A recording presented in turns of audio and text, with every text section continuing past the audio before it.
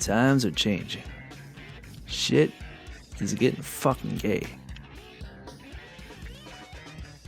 And I don't mean that in a homophobic kind of gay. Shit, gay dudes are some of the most resilient men you'll ever meet. You know what kind of shit they have to go through growing up to be different than everyone else? You try to hurt a gay man's feelings by calling him a fag, he'll just look at you like, try again, sweetheart. I missed that word. It's a funny word. Louis C.K. did a bit on that word. Oh man, Louis C.K. ruined his entire career by whipping his dick out in front of some chicks on a drunken night.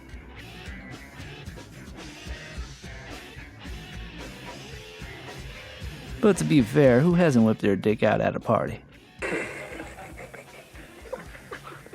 Speaking of parties, when Wonky asked me to be a part of this collaboration, I was honored. Yeah, actually, it was more akin to me showing up at his front door with a case of beer asking him to let me in.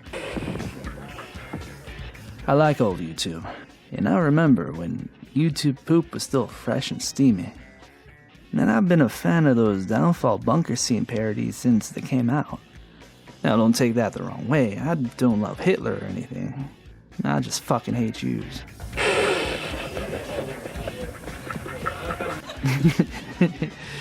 But I kid. See, you can't take everything you hear online seriously. This is the internet. None of it's real. We all log in to have a good time and be amongst friends. Although, I don't know why anyone would use their real name on the internet. You'd have to be butt-fuck retarded in order to do that. I remember when Facebook first came out, I listed myself as gay. You know, because it's the fucking internet. Who gives a shit? Anyway, a few years went by and social media started to explode. People actually started posting all their shit online. And lo and behold, girls I had a crush on in high school start to hit me up.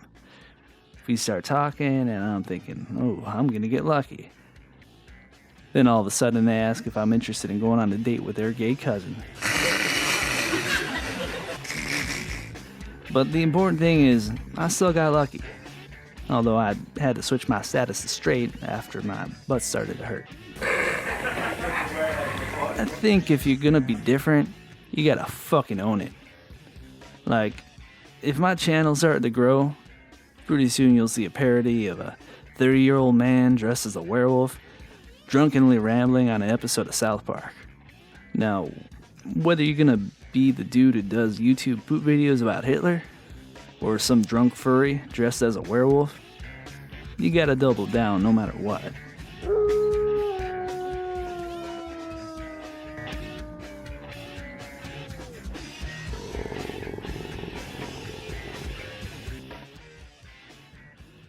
Wonky makes some interesting videos. I know a lot of them are parodies of Michael Rosen. And I'm gonna be honest here, Rosen is actually a very talented children's storyteller. My kids absolutely love watching him. It gets a little weird when shit starts shooting out his mouth, but all in all, he does an excellent job. I'm surprised we don't have more school shootings. But to be fair, who didn't want to kill a few motherfuckers in high school?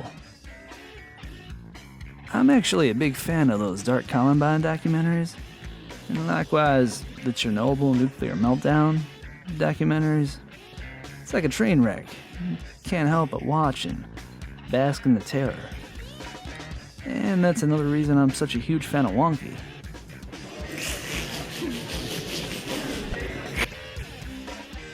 Fucking modern YouTube these days. It's all about fucking money and clickbait.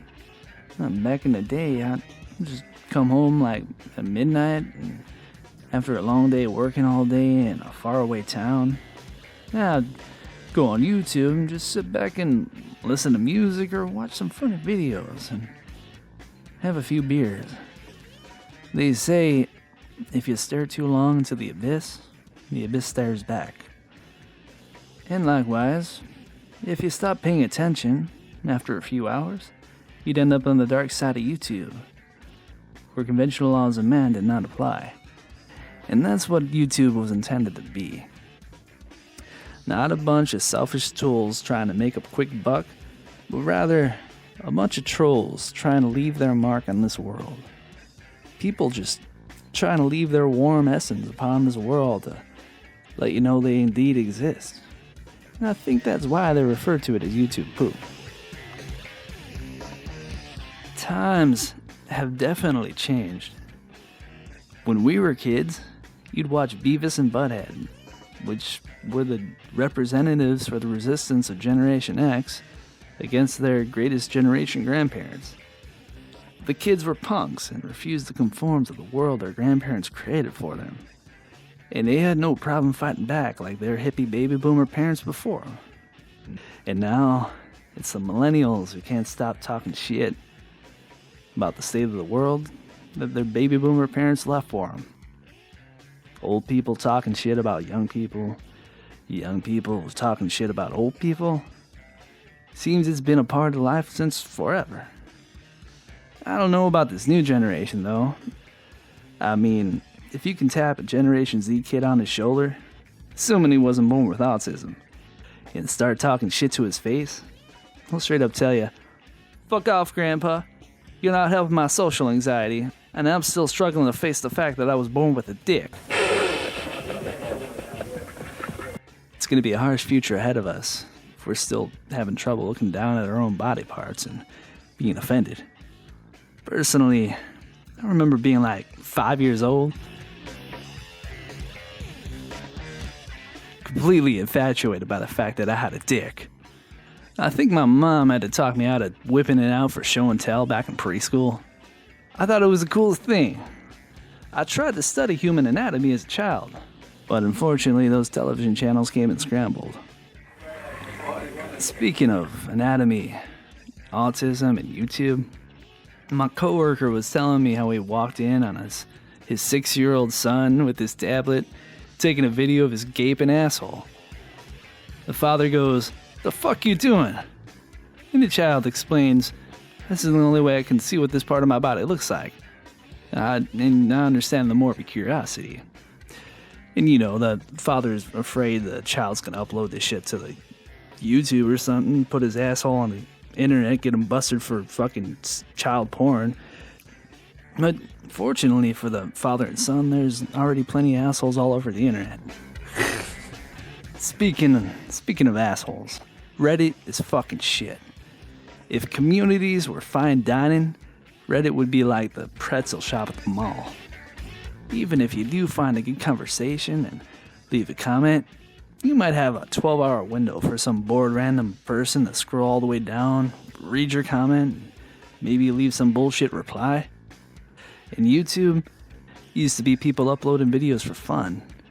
Now it's a bunch of money-hungry faggots leaving clickbait titles with a whole lot of useless information.